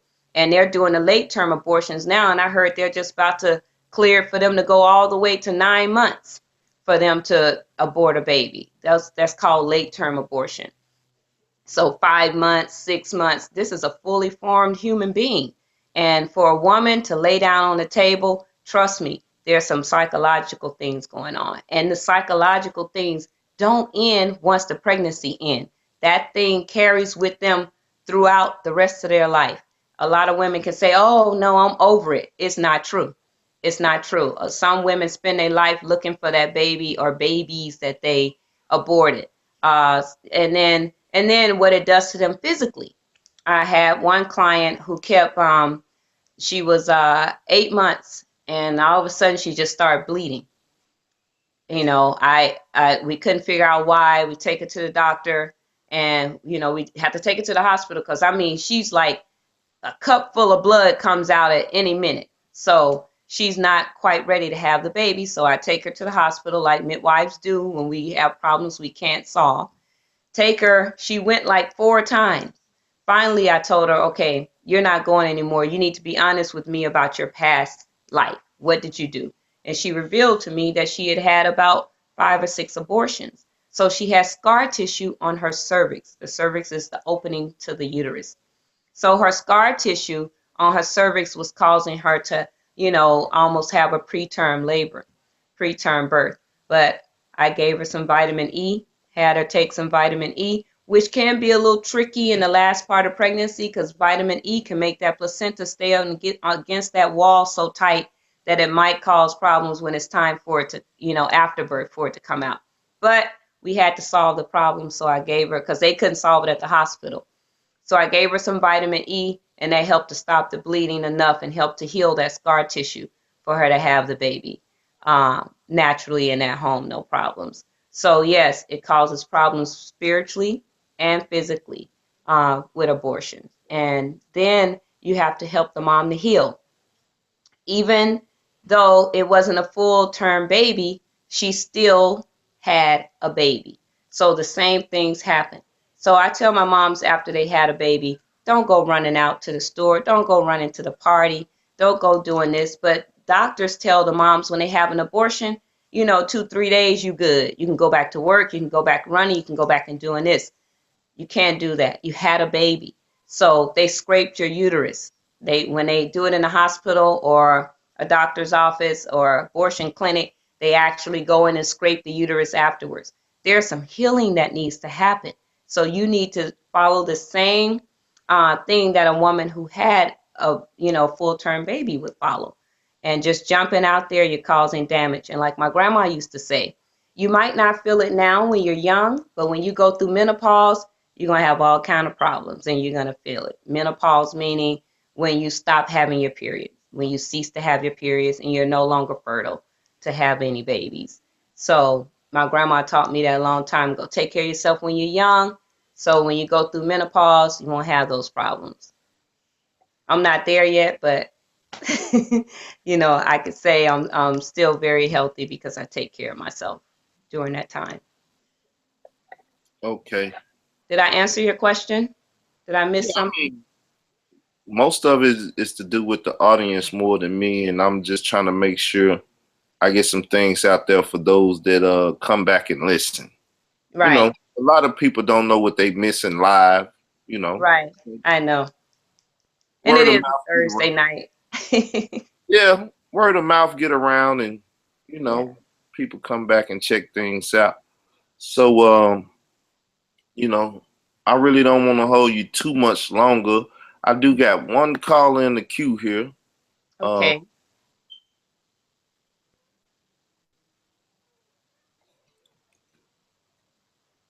Let's see. This caller's ready.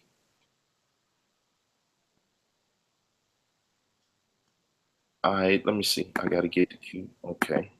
Hook it up. Hook it up. Peace 252. How you doing? Welcome to Black Intelligentsia. Yes, peace, brothers and sisters, brother and sister. How y'all doing tonight? How you doing? This We're good. This brother Phil. Praise God. Can you hear him pretty good, sister? Yeah. I can hear him clearly. Yes. How you doing, brother? Doing well, sister. Doing well. Praise God. Give thanks. Thanks for calling in. Indeed, I've been listening. And you've given a lot of information, man. A lot of good information and things to consider. And I'm, here as a man trying to think. I have a 4-year-old son, and I'm thinking of ways of, me, having children in the future of what I'm going to take from this. And I know I'm going to have to even go back and listen to, little gaps and whatnot that I have, that I probably won't have more questions about later. But I did have a question that I've been on my mind for a while, off and on, and even with my with my son. My ex, we breastfed, and I wanted to know how long would you say professionally that we should, because you hear the different news, different things, and different people or whatnot talking, but how long do you think we should breastfeed? Okay, so exclusively, you should breastfeed for at least 6 months. That means no solids, no water, no nothing. No solid foods, just breast milk for 6 months exclusively. And then after that, it just depends on how far, the sister wants to go with this. I would explain to her, that the breast milk changes for the baby's age. For me, I breastfed my children for 18 months, the first 4, only because I was always pregnant. I was pregnant. So by the time the child got 18 months, I found out I'm pregnant. And I didn't want to do what they call the tandem breastfeeding, where you're breastfeeding 2 babies at once. So I just would wean them at 18 months. But you don't have to. Some women like to do the tandem nursing, and whatever works for you, it works for you.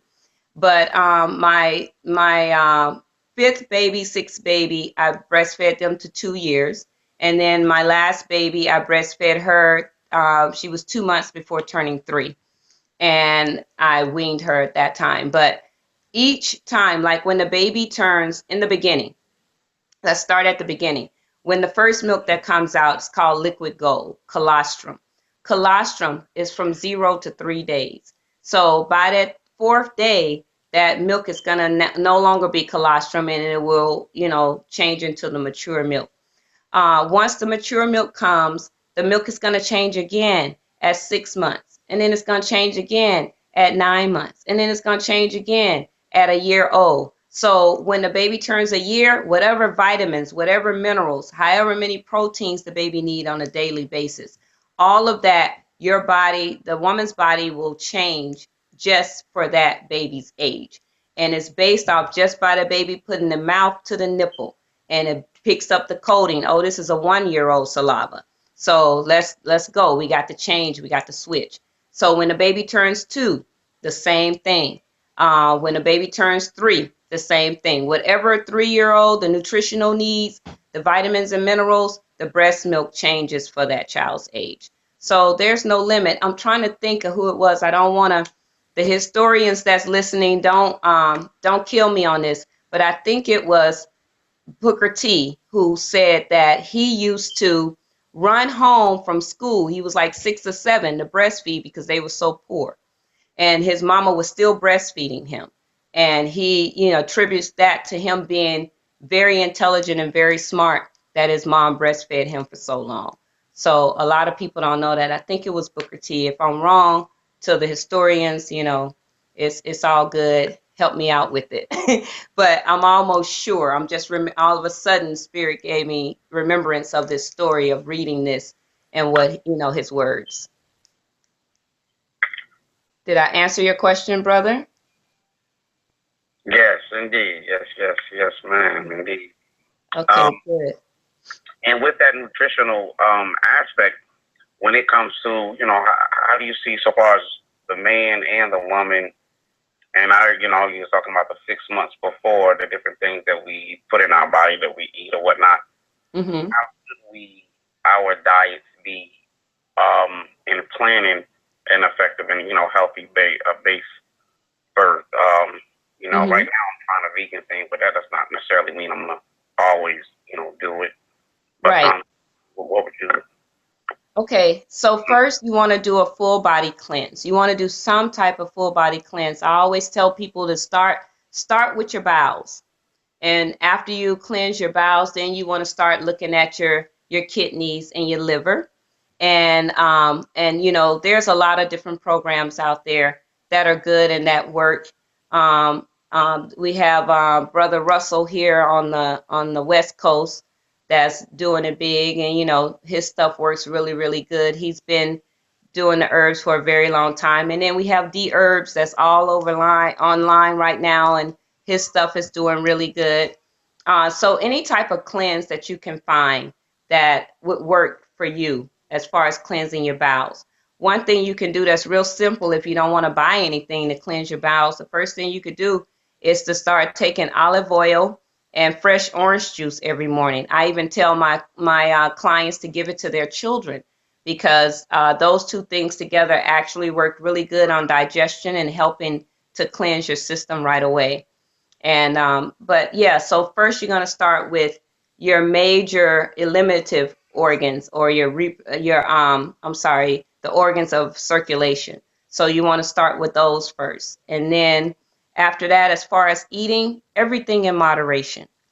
Everything in moderation. Whatever you do, you should never, as far as eating, it should never be, oh, I'm going to eat too much bread today because tomorrow I'm going to take a colon cleanser to clean it out. No, everything in moderation. A little here, a little there.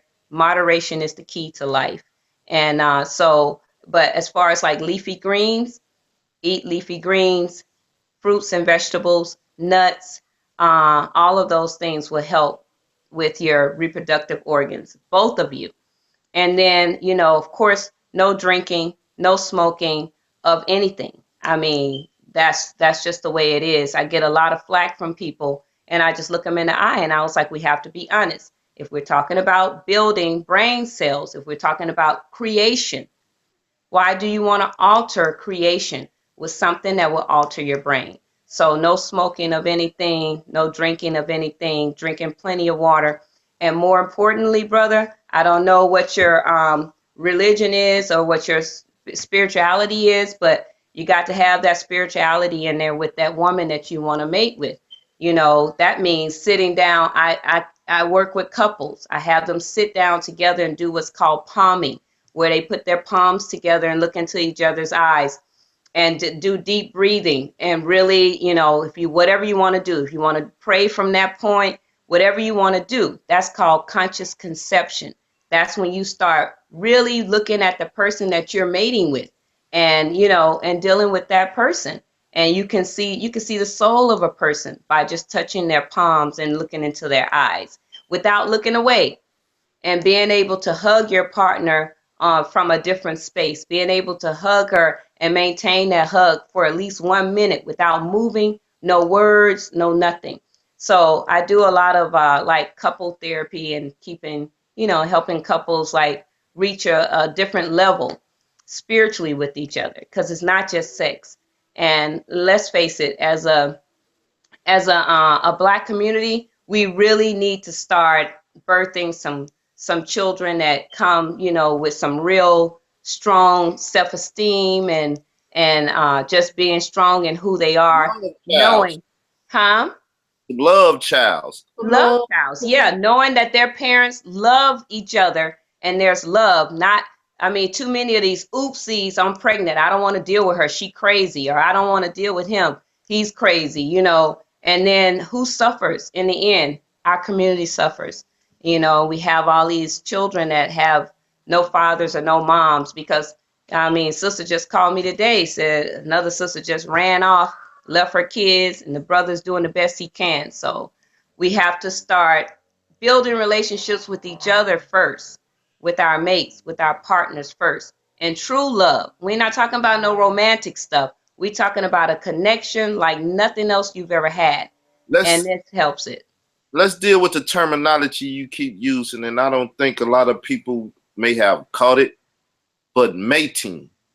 How do this terminology come into play? Because I'm a firm believer that a kiss is as intimate as one can get, even a hugging and stuff. But when you exchanging slava, I think, I guess that, the Slav, like you said, fuzz, activate. There's coding. There's genetic coding on that. You're absolutely right in what you're saying. When they want to know your genealogy, what do? Tell you to swab your cheek, right? Yeah. Okay, so there's genetic coding. You're hitting the nail on the head. I'm from the country, y'all. I might say some country stuff. I'm from Alabama. I'm just living in Cali. I'm just transported. I transported myself to Cali, but I'm from Birmingham, so I might say some country stuff. No, But yeah, you hit the nail on the head. yeah, I've been a firm believer that, cause you know, you could talk to some women and they be like, "Well, I ain't never really been kissed," or they don't know about it. It's like a whole new. It's like they're virgins to being kissed. So, you know, Brothers, kiss is one thing. There's so many women who's never even had an orgasm. I get the calls all the time. we gonna have that show. You We know, gonna have that show, yes. Signing But up to- Brother Phil, ask brother, did I answer his question? Did I answer your question, brother? Oh, yes, indeed. And, you know, I could go on, but I'm going to let you, I'm going to let you rest. And I'm going to, I know we'll probably get your information or whatnot about, how to possibly get in contact with you or whatnot. Yeah, if you go to my website, brother, if you go to my website, birthmama.org, that's also my Gmail account, birthmama.org@gmail. And then you can also, my Google number is on there. You can also call me or text me with any questions or anything. If you want to set up a consultation or something, we can dialogue, no problem. Just, go on as birthmama.org. So since you brought it up, I brought it up. Here we go. How do orgasms play in, the whole baby making process, or do it have a role in it? Because I know it's for something, not just pleasure. Yeah, it's one, but Well, of course it has something to do with it. That energy that you conjure up, that's the good energy that gives the energy to the sperm to be able to move through and be pulled by the muscles of the vagina, pulled by the muscles of the uterus, all the way to the fallopian tube where it finds that egg sitting there waiting. So yeah, that energy that's created with that orgasm is literally out of this world. It's an out of body thing. They said orgasm is the same as like meditation, or like when I was going to be an ordained minister of metaphysics, what we are taught is that after sex is the best time for you to actually meditate. It's the best time for the partners to sit together and to meditate on that baby that you could have just made. If that's what you want, you can consciously sit there together with that energy of that orgasm and create these things and make them happen. So yes, you hit the nail on the head. It definitely plays a major role. Everything is energy. Oh, I wanted to say, you said something about the kiss. I wanted to come back and say, maybe this is for another show, but I just had to say, as far as intercourse and pressure points, when a man actually enters a woman, once he gets to the cervix, the opening of the uterus, there's actually heart pressure points at the cervix. There are other ones all down the shaft of the penis and all in the walls of the vagina. But it's a really critical one that's right at the opening of the uterus and at the head of the penis. So when the head of the penis hits the cervix, you're actually hitting her heart chakra. That's what make women fall so deeply in love with men, even when the man don't care nothing about them, because he's the one that's pushing that button on that heart chakra when, during intercourse. But here's how a woman can flip it and, and give that same energy. So when women hug men front on, I don't really hug men that I'm not, that's not my man. I don't like to hug men, because when you hug them front on, the nipple touching a man's chest is the way that you touch that man's heart chakra, or the pressure point of the heart. So, I mean, a lot of times men will come up and try to hug you, and I'm like, I'll give you a little side hug, pat, pat, and then you got to go, because I'm not trying to have you fall in love with me. But it's true. A lot of people don't do frontal hugs anymore. because even during sexual intercourse, most people are preferring it from behind. So they don't do the frontal hug. They don't do the missionary position where the man is actually on top. Or don't be shaking and having convulsions. They don't do where the woman is on top and she's actually, and then he sits forward and he actually hugs her. That's how you touch his heart chakra. Oh, Or so that's what the missionary position is all about, for the woman to connect with him. I mean, that's more intimate anyway. Like the kiss, you kiss while you. Exactly. Okay. I guess this make a little sense. Okay, you get. Yeah. But it's some truth in it, brother. You better come with it. It's some truth. Yeah. Yeah. It makes sense. So we actually been here, by my calculations, 2 hours. So we gonna wind it down and everything. If you like, you can let people know what's available at the website.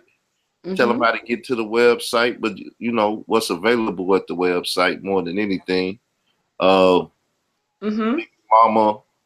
Birthmama.org.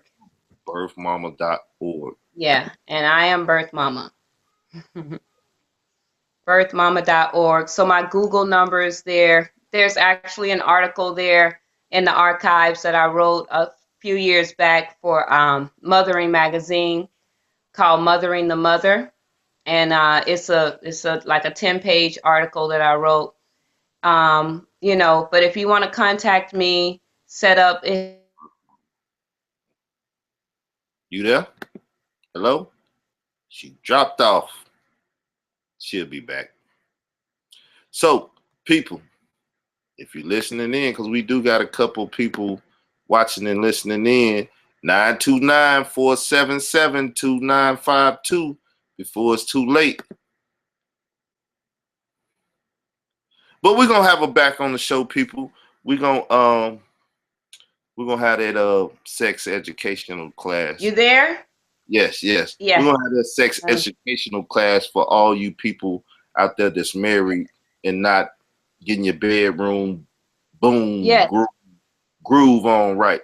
Cause me myself now, that's more my area, my expertise. Having a baby, I know how to make them, but I ain't been able to produce one to my knowledge to come out. To your knowledge. Yeah, we're gonna help with that, making it too. And it's important. I like what you said, you married couples. I mean, I want to encourage more people to become more committed. We need that. Commitment is nothing to be afraid of. It just shows that you are secure and you are a secure adult who can engage in a committed relationship. And we just need that in our community right now. That's what we need. That's what it's about. I'm a firm believer that, if people had sex before they met you and they had a certain level of good or bad sex. Yeah. Whatever comes next either got a match or, be better than. Or be better. Or they going to think about the other one and then think about somebody else. And now you got 2 or 3 people in your bedroom because there's more people than had sexual encounters than, what should be, I say. Yeah. That's that uncoiling. That's the uncoiling ceremony that I do with women. And I do it with men too. Because a lot of men are like bound to these women. Like you said, if the sex is good, I'm going to think about her if this one ain't good. So I'll be thinking about somebody else. Oh, yeah, because I didn't talk to, I don't want to tell on the brothers, but, brothers actually be like, and they say, because, I don't know this, but they be like, oh, she know I'm in bed with somebody else, even though I'm 60 seconds there with her, Exactly. They get to telling you like, you ain't here with me, you here with somebody else. You just using me as a stand-in. So it's a crazy world out here, Yeah, it is. And couples need that because it's guys that's losing women to other men because they're not taking care of those issues and vice versa. The side chick and the side dude you know. Yeah. So, Like my son say, too much credit for the side chick. My son always says that. These men got it wrong, mama. Too much. How you gonna get a side chick? All that. No, you can't have no side chick. Got to be about the wife. yeah. So I But don't we know. also But know that people are doing the polygamy and polygyny and how them different terms. whatever. I think we need to get some mental stability before we can do polygamy. Polygamy can destroy a community, and I have seen it. I've been around a little bit longer than a lot of these people that's dwelling in this stuff right now. So I'm 50 years old, so I've been around for a minute, and I've had best friends that go through this whole polygamy thing. I've had it, man. I'm telling you, mental Yeah. stability. You cannot do this stuff. We're not there yet. As a people, we're not there. We're not there. So people are getting major, broken hearts, hurt. Families are being torn apart at the end, and the very thing that you said that you were trying to take care of or remedy, you end up creating it in a horrible way, because I haven't seen a good situation. In the end, when it's all said and done, children are messed up. Children are messed up, women are messed up, and men. And Yeah, well, so, it's a lot of people advocating and promoting them things, so we should talk about them. yeah, talk about some mental stability first. That's what we're gonna talk about. Because we had a sister on here. Yeah. I think it was my very first show, and we was talking about the angry black woman and the stereotypes and the this and that and everything else. But we got on polygamy, and we stayed for about it. Philip, was you around at that time? And he probably a little busy, but we was here for a whole like extra hour. Wow. Maybe two. It was. Yeah. So Well, I won't even debate it. I'm just gonna talk about mental stability, because that's where it starts. That's how we're gonna win at this relationship thing. We got to be mentally stable, and we're not. And we're entering into these relationships, and everybody's messed up. And you bringing all your stuff, she bringing all her stuff, and it explodes at the end. And nobody's willing to heal in the process, and get on a better mental level and spiritual.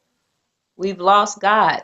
Nobody believes in that anymore. It's a free for all. Do whatever you want to do.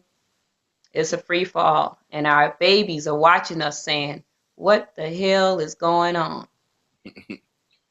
They like, can somebody help the adults, please? So with that said, like I said, we just gonna sign off, people. I'm gonna put the information at the bottom of the video. I gotta go back and do that for everybody. Okay. I'm gonna put the contact information at the bottom.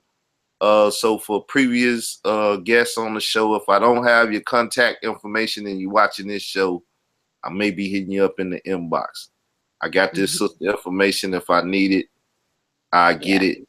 If you need it or you need to get it, whether you watching live or watching via replay, just holler at me.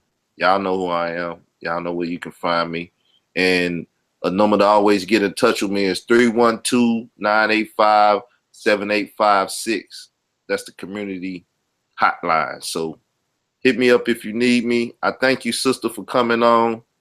Hopefully, my pleasure. Okay. My pleasure, brother. Thank you for having me. All right, we got somebody hitting this 312 number right now, so we're gonna see who it is. Okay. Peace. How you doing? 816. What's going on, man? This is DJ Cut Tag, man. How y'all brothers doing, man? Peace. We got a sister on tonight. Sister. Oh. Hey, how you doing, sis? Sis? Oh, wonderful. How are you, brother? I'm doing all right, man. I was just really trying to get at my man ears, man. You told me you wanted the intro and stuff. I hooked you up with some heat, you know what I'm saying? Okay. Hold up. We got to talk about that in a little bit. What we talking about here? What we talking right now is we talking you know, mothering the mothers to be? What do you have any children? Do you need any advice about that situation? Man, I have 10 children. I successfully raised 7 of them, and I got 3 to go. 3 of which are stepchildren, mind you, as well. So, you know, so I did pretty well, you know, and I'm dealing with grandchildren. So, you know, the things that were passed down from their mothers, you know, wasn't necessarily the best things for them. And me running the streets trying to get it to feed these baby birds, you know, I wasn't mindful of the things I should have been mindful to. And now I'm benefit from the repercussions of that right now. So I feel you. I definitely feel y'all. Well, I think you missed a good show, and we're going to be back on here. We're going to have a sexual show. Now, that might be a show that you want to dial into. So if you ain't friends with me on Facebook, make sure you hit that friend list at facebook.com/Israel Doctrine, because I don't think too many people going to want to miss this. I think people know about child support, so they don't want to hear nothing about babies. That's probably why people. Yes, that's why. That's kind of why they was like, hold up, babies making babies? Nah, yes. child support. That's why we lost the love, right? That's where the love is gone, to child support. That's where the love at. That's what it is right now. That's the catch-22 tonight. Wow. That's where the love at. Some advice on that child support stuff, you know what I'm saying? Sometimes, you know, brothers just get over in the courthouse and they bend over. Well, we finna go off live. I thank you again, sister. Yeah. Like I said, get in touch with us. We're going to come back. We're going to have another show. We're going to get in details with some stuff that, you know, it's baby making process, but at the same time, you know, you don't have to make the baby. You know what I'm saying? There's ways to stop that too. So yes, it is. Peace. Peace.